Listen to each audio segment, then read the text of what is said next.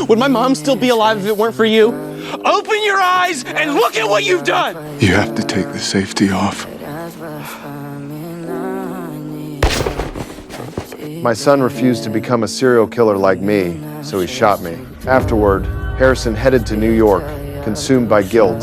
What he didn't know was that I ultimately survived. In New York, Harrison got a job as a bellhop at a hotel, hoping to start fresh. But then he ran into this drunk woman. A man asked Harrison to give him a hand, explaining that his wife had too much to drink. And the wife had a little too many margaritas. Happens every time we're in the city. Hit the elevator for me. Harrison knew the woman's name was Shauna, and she definitely wasn't the man's wife. But as a hotel employee, he knew better than to stick his nose where it didn't belong, especially after the guy slipped him a $100 tip. After escorting them to the room, Harrison turned to leave.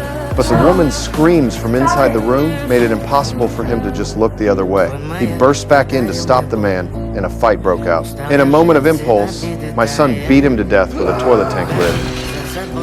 As the porcelain shattered, Harrison finally snapped back to his senses. He quickly stripped off his blood-soaked uniform, washed the blood off his body, and changed into clean clothes. Then he went straight to the supply closet to grab cleaning supplies and wiped away every trace of the scene. Finally, he moved the body to the hotel kitchen and disposed of everything using the methods I'd taught him. Once it was all done, Harrison changed his clothes. Right on cue, the sanitation truck pulled up. He hurried to wheel out the garbage.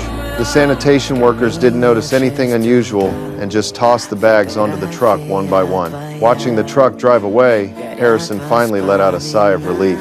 But he hadn't noticed a single drop of blood on the ceiling, a potentially fatal loose end. While I was recovering in the hospital, I happened to catch a news report about a murder case.